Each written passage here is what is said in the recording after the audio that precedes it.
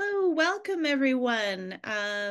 Thank you so much for joining us here today for our webinar, Climate Affordability and Carbon Pollution, What's Happening in Manitoba.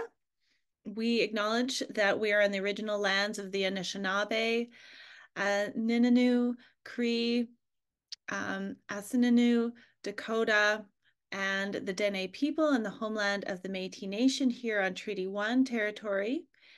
And beyond recognizing the importance of place, we at Canadian Centre for Policy Alternatives acknowledge our responsibility to contribute to solutions to the problems caused by past and present colonial policies in Canada. We are committed to contributing research that builds on the strengths of Indigenous communities, respects the spirit and intent of the treaties, and that is done in partnership with First Nations, Métis, Inuit people, and organizations. And certainly the topic that we're talking about today is very much tied and connected to the land that sustains all of us. And we will have, of course, in our minds, this treaty relationship that we're in this work, and always as people who are concerned about the environment and climate. So we're really excited to have this event on climate affordability and carbon pollution, what's happening in Manitoba. Just, this started only a month ago. The Canadian Centre for Policy Alternatives was talking with the ECO Network and a series of other policy advisors in the debrief after the Manitoba budget, of what was in the budget and what we were hoping to see in the budget. And we thought it was a good time to share some information that people have. So what we're going to do is hear from three presenters. First, we're going to start with Heather Fast from the Manitoba Eco Network on kind of the legal framework there. And then we're going to move on to Zach Rempel from the International Institute for Sustainable Development to talk about carbon capture technology, because Manitoba has legislation, new legislation on that. And then we're going to end with Niall Harney, who's a senior researcher with the Canadian Centre for Policy Alternatives, to talk about a price on carbon. And then we'll have time for a Q&A discussion. So please put your questions in the Q&A section here, and we'll get to as many of those as we can. And if we can't get to you, we can certainly connect to get you some responses after. And I also think this is all, at least for me, an emerging area. So I think there'll be a lot of good chances to exchange information, because I know there's lots of experts who are also attending here today. So I'm very pleased to introduce our first panelist here. Heather Fast is a policy advocacy director at the Manitoba Eco Network. So I'll hand it over to you, Heather. Hi, everyone. Let me just share my screen. You can see everything? Looks good, yep.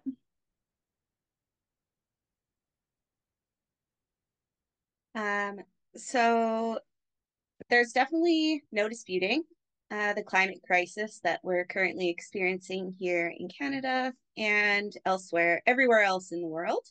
As recognized by the Supreme Court of Canada, our highest legal authority, in its carbon pricing decision in 2021, the court recognized that global climate change is real, and it's clear that human activities are the primary cause.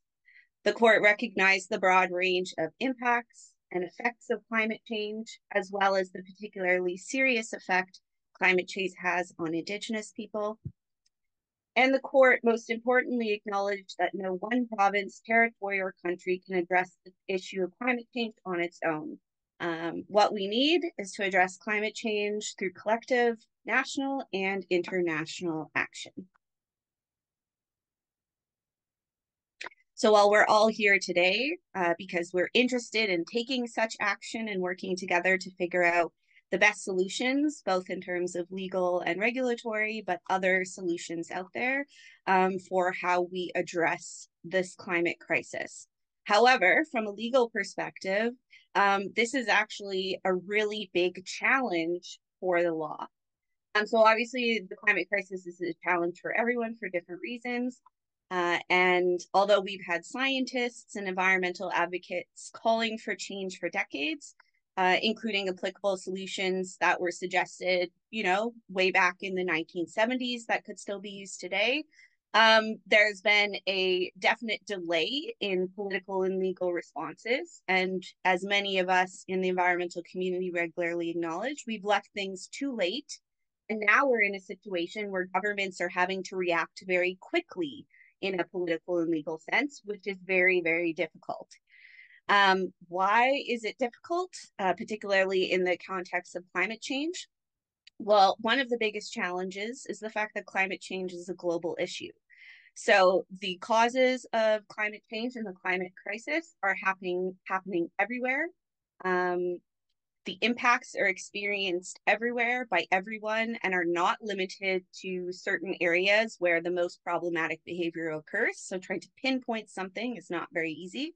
Most laws deal with local and sometimes regional matters. So one issue is that governments can only function within their specific legal jurisdiction. So the impact of laws and policies are limited to that specific area. And when you're dealing with a crisis that overlaps different jurisdictions, that can be very problematic and challenging. Legal responses that we've seen so far have also been particularly focused on political and economic matters for obvious reasons. So we've seen a lot of solutions focused on relations between different governments and entities. So a lot of the international and regional work that's happened are developing trade arrangements and international laws. We see a lot of, we're focused on a lot of things that are happening with very short-term, near-term consequences. So obviously we're having to respond to things like droughts and fires and disruptions of transportation routes. So things that are happening immediately, as well as focus on a lot of big concerns that come from a combination of multiple regional problems. So again, the climate crisis has exacerbated existing political and economic problems and has created a whole suite of new problems that we're having to face together globally. A really, really big challenge, and one that is particularly concerning for youth and those who are representing future generations, is that the most deadly consequences of the climate crisis are likely to happen in the future and will be faced by people who cannot now be at the table to represent their interests. So in many cases, people from younger generations are not yet old enough to be at the table, although we are seeing a lot of promising movement in terms of electing officials that do represent youth interests. So challenges aside, the world has come together and we have quite a collective basket of available regulatory tools that could be used to address the climate crisis. We see some of these tools being used here in Canada, but in jurisdictions across the world as well. Most of these tools are new in a legal context, so they're approaches that have been developed over the past decade or two. So this in itself is a challenge, since in the legal and political realm, some legal approaches that are still being debated, things in the property law area and criminal law area, have been around for hundreds of years. So you can imagine the challenges of trying to convince someone to use a new technology or approach that's only been around for a relatively short period of time. So there's a range of different solutions available out there that we're seeing being used by a variety of different governments. A lot of the issues that are receiving the most attention, including the ones we'll be discussing, focused on today, are often, like I said earlier, focused on economic impacts or involve incentives to take certain actions or build certain types of projects or encourage different types of consumer behavior. So tax-based approaches, carbon pricing scheme, licensing and approval processes that are focused on facilitating a specific type of development, and incentives for energy retrofits, those type of things.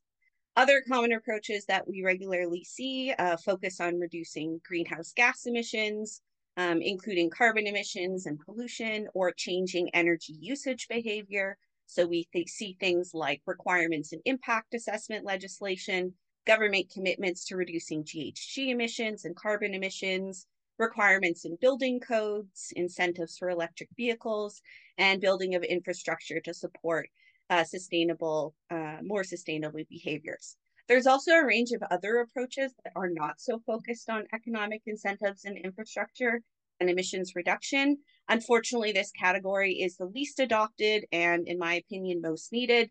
So this includes things that are focused more on climate justice and equity, human rights-based approaches focused on supporting climate refugees and recognizing environmental rights, mechanisms to protect whistleblowers and environmental defenders, and generally just a range of tools for citizens to hold polluters responsible for bad behavior and hold government accountable for inaction. So we've increasingly been seeing discussions of citizens going to court, youth going to court over government inaction or climate impacts. And finally, an approach that has been increasingly advocated for and aligns very well with Indigenous legal approaches is recognizing the inherent value of nature itself.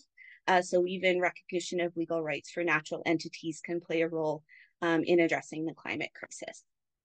So lots of available tools in the toolbox. So what do we have going on here in Manitoba? So there has been a range of different provincial responses, pulling from mostly from those two first kind of buckets of tools that I just discussed.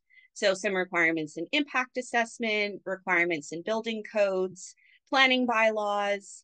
We've seen a increasing focus on demand side management.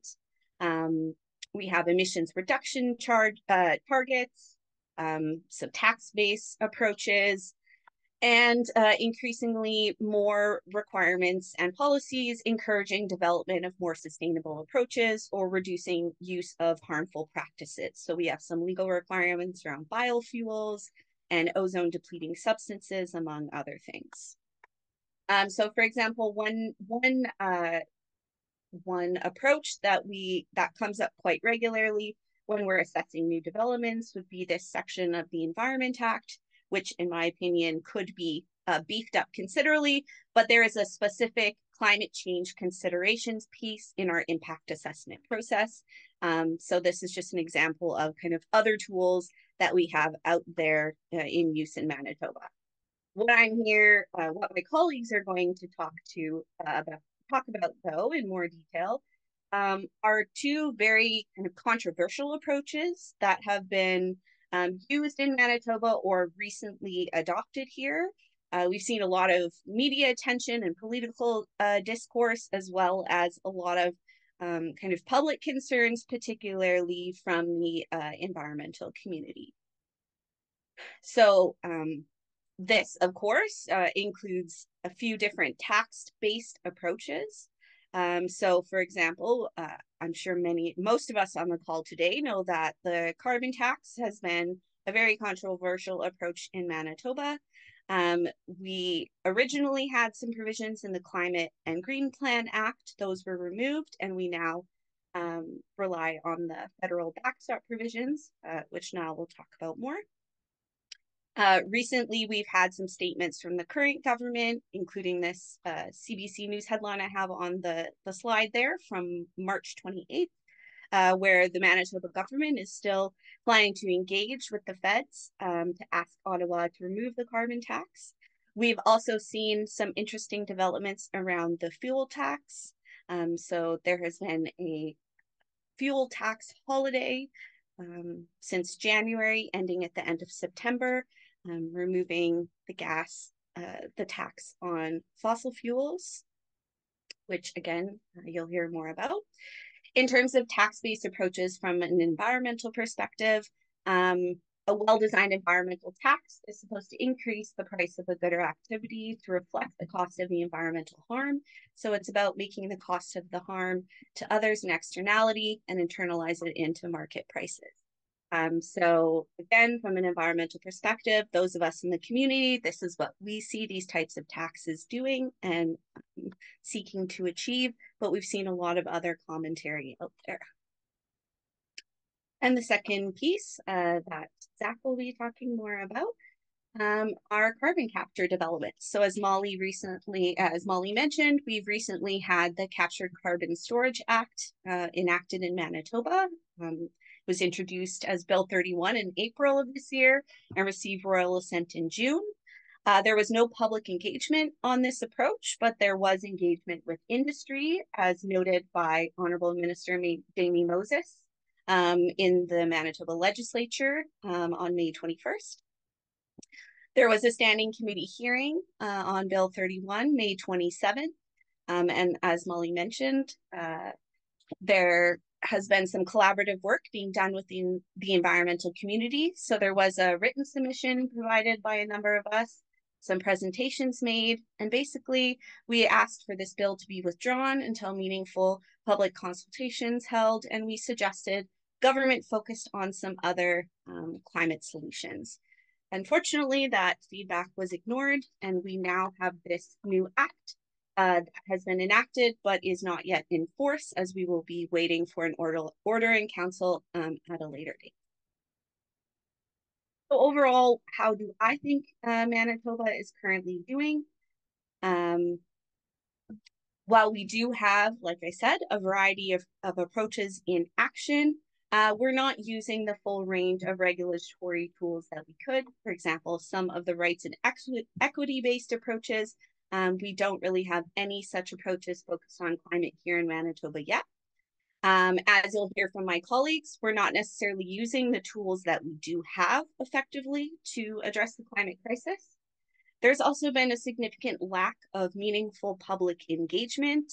There hasn't been a lot of direct discussion with the government, with the public and the environmental community on how we should address the climate crisis. And generally, we've seen a lack of transparency and accountability. It's very unclear why some of these tools and solutions have been so focused on and implemented, and how these priorities are determined. So based on the EcoNetworks perspective and what we've heard from the community, we see Manitoba as taking some backward steps recently in terms of addressing the climate crisis, and have suggested numerous times that corrective action is needed, and more meaningful engagement is also needed with the public and Indigenous communities. So for more information on at least those last two pieces, I'm going to hand it over to my colleagues. Thanks. Great. Thank you so much, Heather, for that very informative presentation. Some really important information. So it's really great we're able to get that out today. So if you've joined us, yes, we're hearing from three panelists.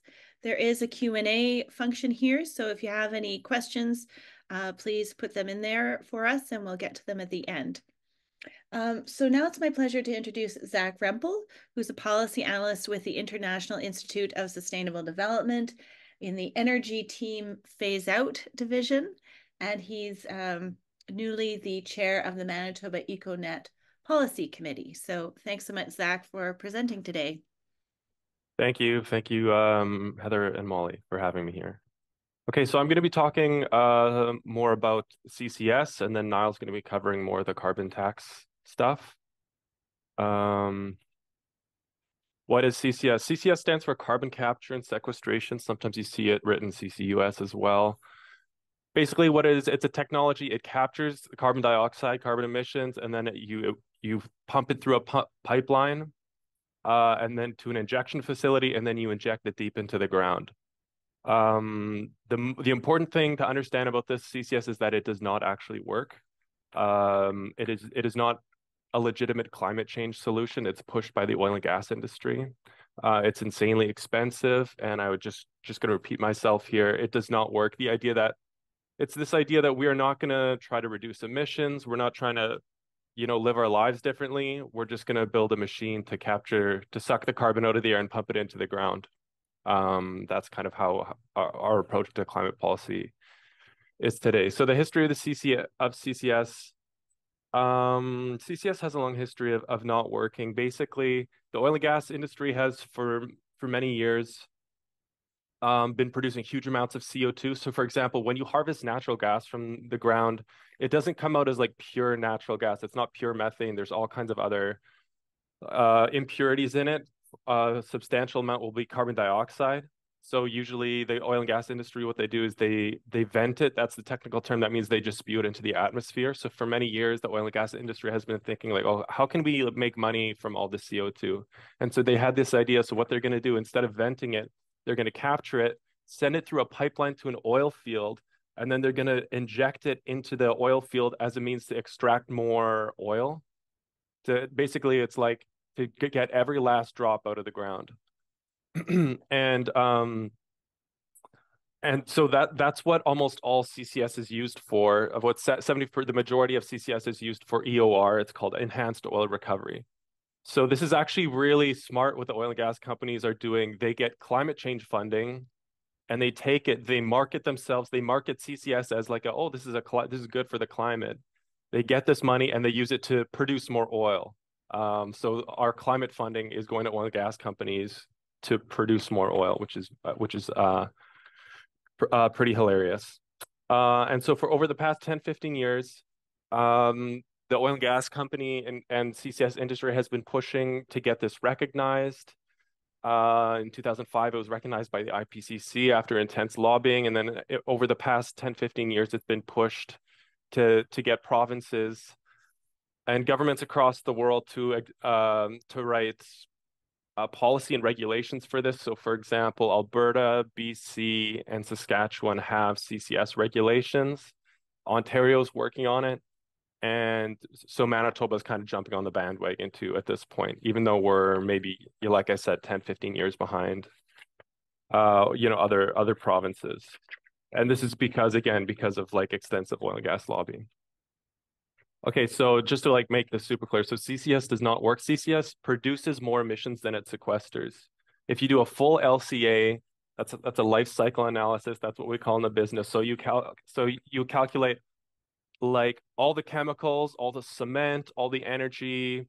You take that all into consideration, and then you try and calculate how many emissions is this actually saving.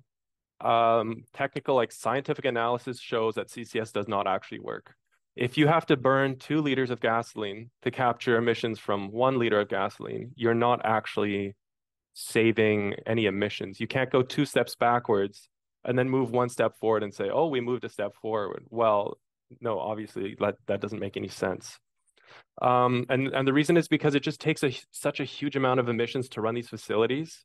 It's so energy intensive to scrub all the carbon out, then send it down the pipeline and then inject it into the earth. You have to burn just a huge amount of fossil fuels just to run these facilities. And so I have here a couple weeks ago this nonprofit InfluenceMap shared a report. It's been clear that CCS is not like a legitimate technology, but basically the report showed that there was a difference between what the oil and gas companies were saying publicly versus what they were saying privately. Whereas privately they were saying, yeah, we know this doesn't work, but they're still in public, they're saying, oh, this is a big part of what they call their net zero solutions. So again, CCS by the numbers, there are only 30 projects in the world, and they supposedly capture about 40 megatons per year, which is effectively nothing. It's like 0 point something% of our emissions reduction target. In Canada, there are 7 projects. We're one of the first countries to kind of launch the technology, and they capture just a very insignificant amount of numbers. This is using their own numbers, like putting aside that it doesn't actually work. Let's take for granted what the CCS organizations say. Even then, it doesn't actually make sense. So for one specific example, this is the Boundary Dam facility. This is the same image that Heather had in her slides. So this cost $1.5 billion, and it said that it was going to capture 1 megaton of emissions. In reality, it only captures half of a megaton. And so, for example, just for reference, so Manitoba produces about 20 megatons every year. Saskatchewan produces 80 megatons per year. And instead of showing like a graph like this, where it's just like 1 pixel versus, it's like so disproportionate, the better way to understand how many emissions CCS captures is to just maybe compare it to Manitoba CalBurbs.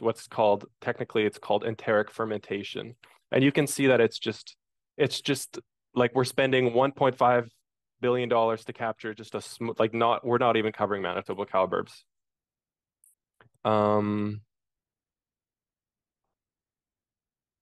And okay, the other thing to understand is that is just to reiterate just how expensive this is. So this figure on the screen is from ISD websites. The ISD has done, from my perspective, I think some of the best publishing on this. If you just type into Google ISD CCS, you can get all of this information in writing if anyone's interested in. It's the least effective way to actually reduce emissions. Like you can imagine $1.5 billion, like how many solar panels, how many wind turbines, how many, think of any other way that we can, like any other conceivable way that we can reduce emissions is a better investment than spending it in this.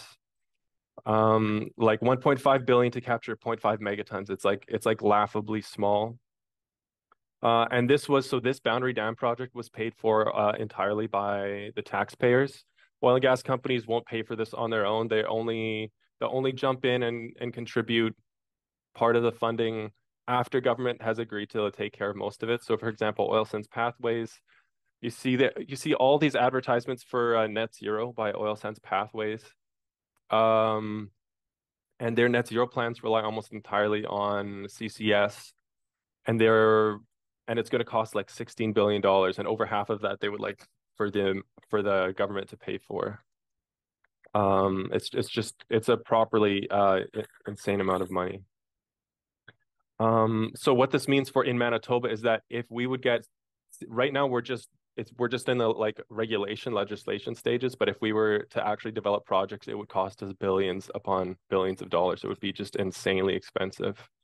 And the other thing to note is that costs are not actually coming down.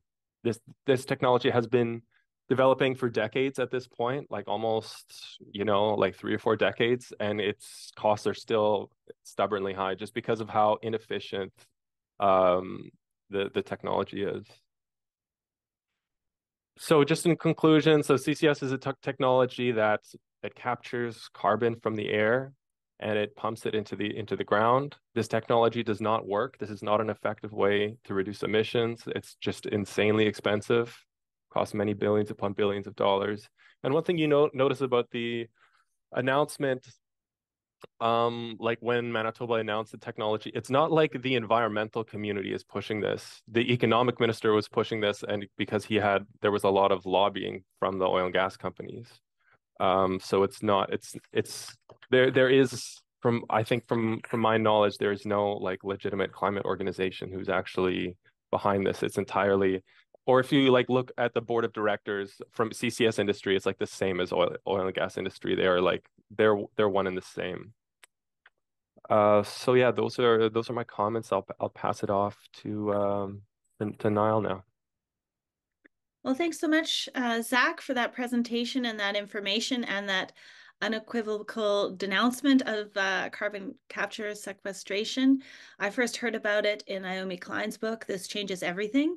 And she was warning us about it then when that was published several years ago. And so, yeah, it seems like we have to continue to push back against that. We have some good questions about that in the chat, which in the Q&A, which we'll get to at the end. But now I'm just going to hand it over to Niall Harney, who holds the Errol Black Chair in Labor Issues and is a senior researcher at the Manitoba office of the Canadian Centre for Policy Alternatives, to talk about what's happening in Manitoba in relation to price on carbon.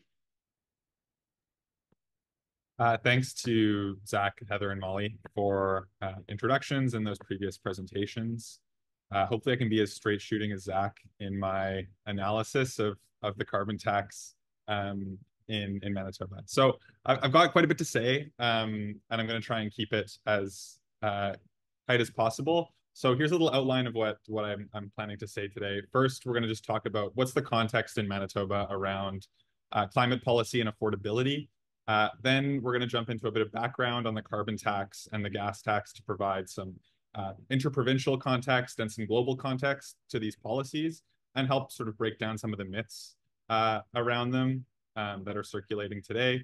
Then we're going to just briefly talk about the causes of inflation following COVID lockdowns in 2021 and 2022. Then review some of the drawbacks of the carbon tax, and finally wrap up with a discussion of what the province of Manitoba could be doing about climate and affordability today. So what's the state of play in Manitoba? This is a pretty common story. We hear it a lot in the news, but it's important to just bring it all together. So following COVID lockdowns in 2021, we saw a huge spike in the consumer price index and the price that people were paying for basic goods and services like transportation, energy, housing, and food. So in Manitoba, inflation peaked at 9% year over year in June 2022. And since that time, inflation has eased in Manitoba and across the country. So the latest figures we have from last month are that year over year inflation is down to 0.4%. And across the country, we're in that 2% range. The Bank of Canada designates as their policy zone. But still, although inflation has come down in its rate of increase, people with low and fixed incomes are still feeling the impact of that change. And a significant component of that CPI increase, particularly in 2022 and 2023, were really high gasoline prices. In some parts of the country, this was the most significant aspect of the CPI increase. And this is largely due to energy price shocks that were spurred on by some speculation in the oil markets following the war in Ukraine. But many politicians in the country have used this as an opportunity to attack the federal carbon tax and draw this connection between the price people pay at the pump and the carbon tax. So regardless of whether that's true or not, it's a discussion that we need to deal with. And so here in Manitoba, the province cut the gas tax beginning in 2024 to reduce the price people pay for fuel. And this is costing the province $28 million in revenue per month and is slated to cost $252 million over the course of the policy. And a thing that we want to highlight here in this report or in this discussion is renewable energy prices are stable in comparison to fossil fuels. Here in Manitoba, we have a public utility in Manitoba Hydro. The prices that we pay for electricity and natural gas are regulated by the PUB. And so control of those renewable energy sources, natural gas is obviously not renewable, but we're talking about expanding renewable generation in Manitoba. Those lie within provincial jurisdiction. And so this is a space that Manitoba can work on to bring down costs for households and increase affordability. So a little bit on the carbon tax. The carbon tax was first really introduced in 2019. The price that was put on ton of carbon was $20 per ton at that point. And the idea behind the carbon tax is to internalize some of the external costs of pollution. So there are huge social costs to putting CO2 into the atmosphere in terms of destruction of biodiversity. There are health costs, and there are long-term social and economic costs around this that aren't included in the price that we actually pay for fossil fuels. So part of this policy is to internalize some of those costs into the price you pay. But at the same time, it's to incentivize people to use less fossil fuels and try and move to other options that are not that don't emit carbon. So in the first 2 years, the price that was paid on the carbon tax was increasing by $10 per year. Now it's increasing by $15 a year. These increases are going to happen up until 2030. Currently, the price on carbon is $80 per ton, and that's about 17 cents a liter on gasoline and about 15 cents a liter on cents per cubic meter on natural gas. So across the country, there are 3 provinces that have their own carbon tax measures. This is British Columbia, Northwest Territories, and Quebec. British Columbia and Quebec have both had their carbon taxes since the mid-2000s, 2008 and 2007. And in those instances, the money that's raised through the carbon tax goes back to the province, and then the province decides what to do with it. So they either rebate it to individuals, or they put it into a carbon or into a decarbonization fund. In the rest of the country, there is no provincial carbon tax. So the money goes to the feds, and then they rebate it straight to individuals through the Canada Carbon Rebate. So about 90% of the money that comes with the carbon tax is rebated. So carbon taxes are becoming increasingly popular around the world. There are about 110 instruments around the world, 53 jurisdictions, really in every continent. So most of Europe has a carbon tax implemented. Many US states, including California, Washington, most of the Northeast US, Mexico, Argentina. So, Canada's by no means an outlier in terms of its implementation of a carbon tax.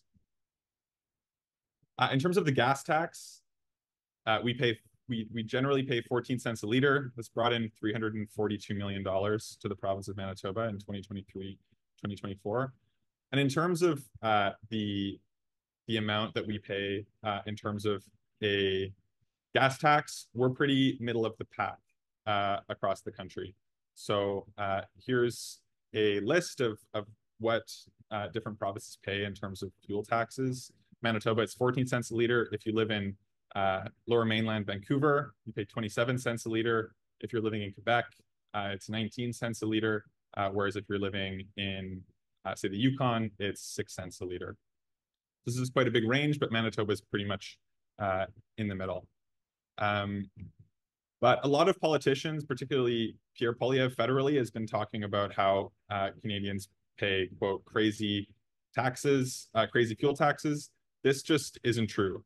Canada has some of the lowest fuel taxes in the OECD. If you compare us to those nations, the only two places that charge lower fuel taxes are Turkey and the United States. If you look at the UK or France, it's about $1.12 per liter of gasoline. If you look at Ireland or Norway, it's closer to $1.25. So part of this discussion has been this connection that's been drawn between inflation, price increases, and the carbon tax. So it's really important to, I think, review some of those, some of the story around inflation. So this is a figure from our CCPA colleague, Jim Stanford, who's now at the Center for Future Work. He's been really leading the charge in terms of showing the link between corporate profits and inflation.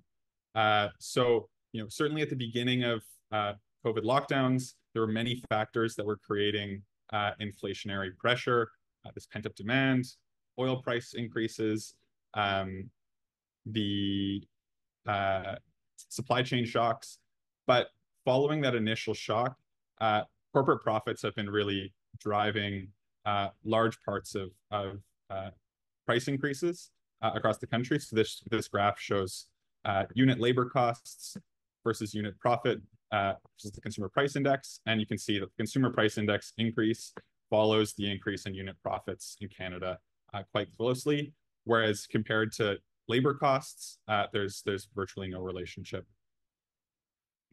And if you drill down one step further, you see that it's actually 15 super profitable industries in Canada, or sectors in Canada, that have taken the majority of profit over the last 2 years.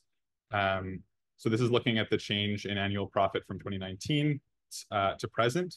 And you can see that at the top of the list, oil and gas extraction profits increased by over 1,000% over the last 5 years, which is, we talk a lot about increasing profits in food and beverage retailing, but the profit increases in oil and gas and mining completely dwarf those profit increases.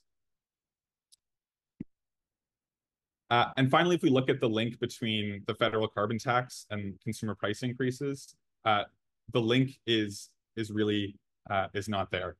So CPI really increases in Canada in 2021 when the carbon tax is increasing by $10 a year. By 2023, when the carbon tax goes up even more by $15 a year, CPI is coming down again. And analysis from the Bank of Canada, as well as from other economists, argues that at most, the carbon tax adds about 0.1% to inflation in Canada. So it really can't be blamed for those price increases, and the price increase from the carbon tax is completely dwarfed by the increase in costs from a volatile fossil fuel market. But what this does point to are, sorry, I gotta just, some of the limitations of a carbon tax as a policy. So, this has really galvanized a lot of frustration in the country with the cost of living, and there's certainly some legitimacy to part of that argument. So one of the issues with a carbon tax is it doesn't really account for the real cost of emitting carbon. So in Canada, the government of Canada does an analysis to measure what's the social cost of carbon, what's the long-term cost to society from emitting a ton of CO2, and they estimate that it's about $266 a ton in 2024. There's some new modeling done by researchers in the US at the National Bureau of Economic Research, and they argue that if you look at this from a global scale, the actual cost of emitting a ton of carbon is about $1,000 per ton if you account for the systemic effects of climate change over time. So these costs are huge, and there's a huge gap between what we pay in terms of the carbon tax and what that actual social cost of carbon is. Second, the carbon tax really relies entirely on the free market to reduce emissions. So the policy is really focused on the demand side, but doesn't pay attention to the supply side. So it's meant to disincentivize the demand for fossil fuels, but it relies entirely on the market to provide alternatives like cheap EVs, like cheap fuel pumps, affordable versions of home retrofits. And so for households who can't afford to invest in those alternative options, such as a heat pump, home insulation upgrades, or an EV, this appears as an incremental cost because that cost of the carbon tax is not high enough to really offset the savings that would be created by investing that money into the alternative. And so we see that the market is really not creating these alternatives at a fast enough pace. And so, this is the big problem. The costs of a carbon tax are highly visible, but the benefits are not entirely obvious. So carbon pricing is intended to reduce emissions through really small changes across society at the margins. We're talking about a small number of people making this decision to reduce their emissions. And so people tend to feel worse off, even if they are getting this rebate. People don't see this rebate. They just see the price they pay at the pump. And this makes carbon taxes politically difficult to implement. So, what are the alternatives? What can we learn from this? How can we make these policies, improve these policies in Manitoba? How can we improve the use of a carbon tax in Manitoba? There's three things to consider. So, first, I think a lot of the politicians who are attacking the carbon tax, certainly not everyone, but many are not providing an alternative to paying the carbon tax, are not providing an alternative in terms of emission reduction. But we really need to keep in mind that the long-term, at a social level and for governments, the long-term costs of doing nothing are far, far higher than the long-term costs of climate policy. So think back to those social costs of carbon. The cost of doing nothing 10 years down the line, 20 years down the line is going to be more expensive for everyone. And we need to ensure that governments who have the capacity to leverage collective resources are recognizing this and providing real alternatives that reduce emissions. Second, the carbon tax has never been the be-all and end-all of climate policy. Currently, we're not set to meet 2030 emissions targets in Canada. And this is in large part because we're not making the public investments in alternatives that reduce emissions. So we're not making the public investments in public transportation, in home retrofits, in institutional building retrofits that we need to reduce fossil fuel emissions. And the carbon tax is just one tool of many that can be used to disincentivize pollution while also raising money to invest in alternatives. And a third principle, which is a complicated one, is the evidence shows that carbon taxes are very efficient. They reduce emissions at a lower cost than many other public policy issues. So if you look at the cost across society, how this affects economic activity as a whole, the carbon tax is quite efficient. And this is a news headline from Scott Moe in Saskatchewan, who was recently testifying at a federal commission on the carbon tax. And he was discovering that they were looking into alternatives to paying the carbon tax, and that alternatives that reduce the same amount of emissions tended to be more expensive. So what can Manitoba do? What should we take from this? At the core, I think a principle that the government of Manitoba should be following is that we should be helping people find ways to avoid paying the carbon tax. So this is not a policy that we need to throw out the window, but we can use it as a way to increase affordability over time through these large public investments in public infrastructure. So Manitobans are already paying less carbon tax because we have a strong hydroelectric grid. This is something that we should be leveraging more in the future, electrify more of our society, and build more renewable energy. And the government can work with the government of Manitoba can work with the federal government to use some of that carbon tax revenue for emissions reductions programs. So, currently the carbon tax is set up to rebate all of the money that comes in to individuals.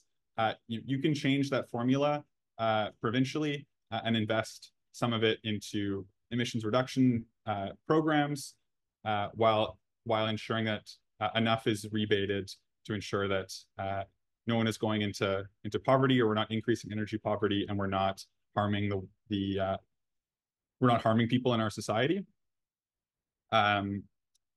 who don't have the disposable income to pay for that. And then, part of the research that the CCPA has really been championing is public investments that are visible, that are tangible. They enjoy much higher popularity generally across society. So these are things like building retrofit programs, public transit investments, heat pump programs. These are things that people support. And so there is a balance to be struck between investing in these visible, tangible programs and rebating money from the carbon tax, while also disincentivizing fossil fuels through price signals. And the province of Manitoba can also work with the federal government to raise other funds to invest in climate programs. So you saw the profits that the oil and gas sector made throughout the pandemic. We should be talking about an excess profits tax in Canada. So much of the price increases in this country went to line the pockets of fossil fuel corporations. And the UK has implemented an excess profit tax, and we should be investigating that here as well. Finally, in terms of those public investments, I would point to the Manitoba Road to Resilience. This is where we've done, some of the people on this call have done really in-depth research to point to what are those investments that are needed in Manitoba to get us to net zero by 2050. And this is something that we should be using to guide our public investments here. All right, that's it. Thanks, I went a little bit over. Thank you so much, Niall. So much important information there, and we could probably have several sessions on all this info, but we did want to get it out soon and efficiently. So thank you all so much for your very informative presentations. What I thought I'd do, since we've got about 10 minutes left and there's been some good questions, is I might go in reverse, so start back with you, Niall, for some questions, and then go to Zach, and end with Heather here. So yeah, just to sum up some of the questions here, there's one technical question about the profits slide. Where does the carbon tax stat of 17 cents on gasoline come from? That's for Virginia Kale. I don't know if you can answer that right away or if you want to answer her in the I chat. can answer that quickly. Yeah, so the overall cost is 17 cents a liter, but the 3 cents a liter is the incremental increase that we saw on April 1st. So that's the increase from $65 a ton to $80 a ton. That works out to 3 cents per liter. But if you look at the whole $80 broken down, then that's $17 or 17 cents a liter. Yeah. Okay. And then Virginia also notes, are folks aware of their carbon tax cost versus rebate, which is, of course, that people get a rebate back quarterly through the tax system. And that's been mentioned many times, but it still hasn't quite resonated in the public discussion and critiques from certain politicians of the carbon tax. But thanks for pointing that out, Virginia. Marianne Sorelli says, what is driving the oil and gas profits? Do you have any thoughts or answers on that? I mean, yeah, I only see the aggregate. I don't, get to look behind the hood, and that's not really my area of expertise. I mean, certainly, we know that corporations have some discretion in how they price goods, but there are many components along the supply chain. So, I couldn't give you a full answer, and maybe I'll just leave it at that. Okay, that's fair.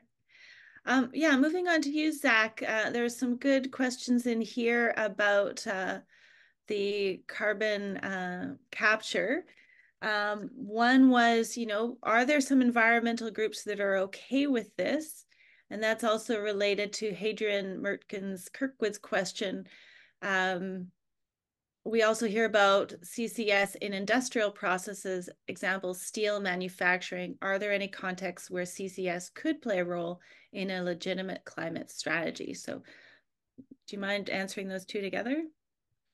Sure. I'm not exactly aware of any environmental groups who are supporting CCS. I would be, there are a lot of like climate groups or environmental groups who are more business oriented or more corporate oriented, and they might support CCS, but I don't, like, pretty clearly, I don't think they work at all. And so I think that any environmental group that has been investing in them or does think that they're a good idea, I think that I would say that there may be maybe a little bit misinformed, or maybe need to maybe invest a little.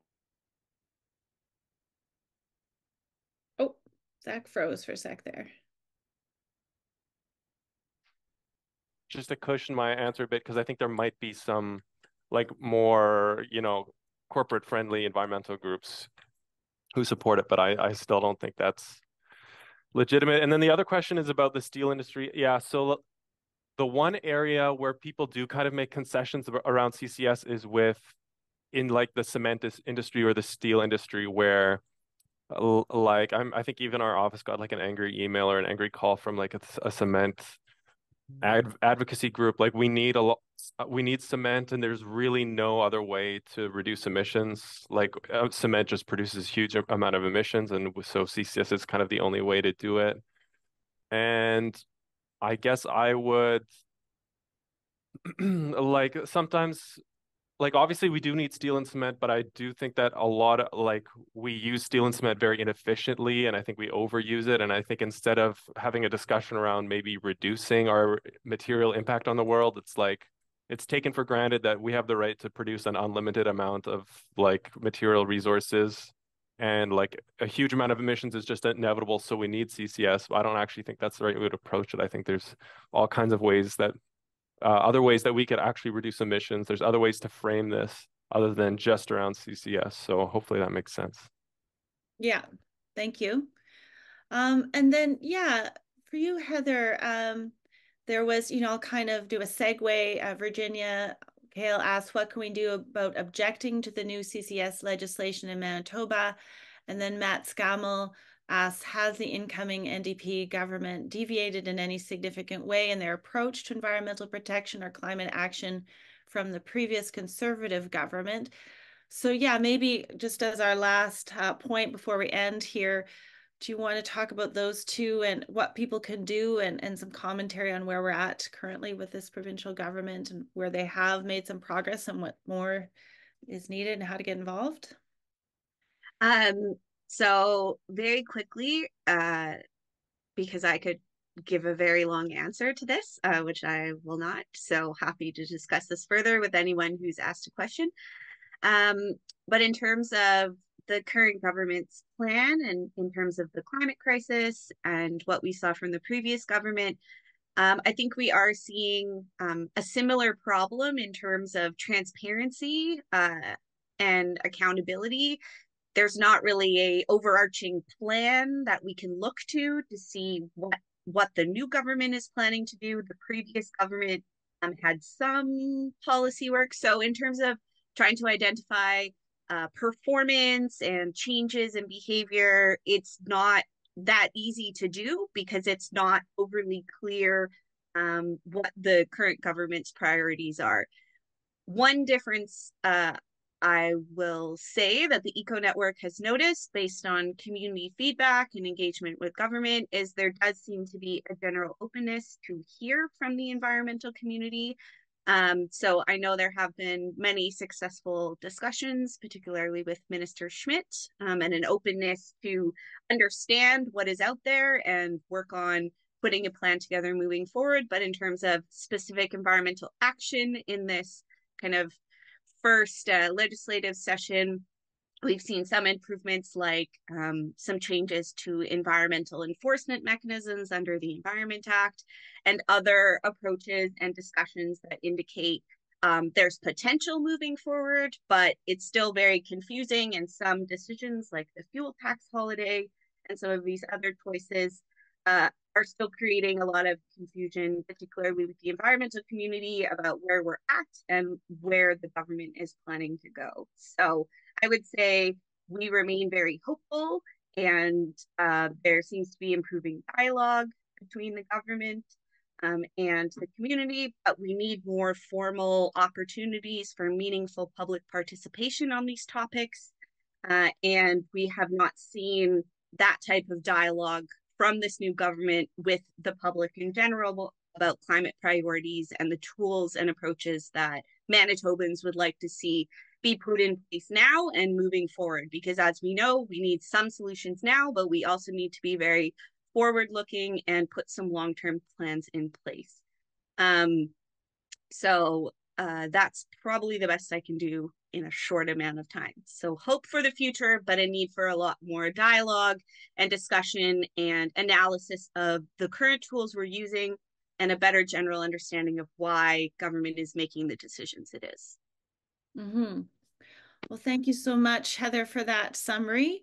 And yeah, we're at our time. There's a lot to unpack here. I really want to thank everybody who attended. I do know we have recorded this and we're going to put it up on our YouTube channel at CCPA Manitoba. And so we can email everybody who is on this webinar that link once it's up. And so all the slides will be there for you to see. I should note this is the first time we've done a presentation, us, the three organizations here. So I really want to thank the Manitoba Eco Network for all your work and leadership and for pulling environmental groups together to talk after the budget, which resulted in this webinar. And if you don't support the Eco Network already, please consider supporting them. They do really, really important work as a type of watchdog, as I see it, here in Manitoba. And of course, Zach Rempel at the International Institute for Sustainable Development. Your offices here located here in Manitoba, and it's really appreciated that you're able to provide information here locally as well. So we really appreciate your time here today and your expertise. And to my colleague Niall Harney for getting up to speed on all of this and putting it all together for us in such a well-organized and coherent way. It's really much appreciated, Niall. And so, yeah, we'll be in touch. We're not sure what we'll do next, but we have your email addresses so we can stay in touch after this. And if you didn't get your question answered in the chat, you can feel free to look us up and email us directly. There's certainly so much more to discuss. And I would also say, you know, write into your elected representatives and tell them what you think, because they need to hear from us, because we are in a climate crisis and we need to push for action every day. So thanks, everybody, and have a good day.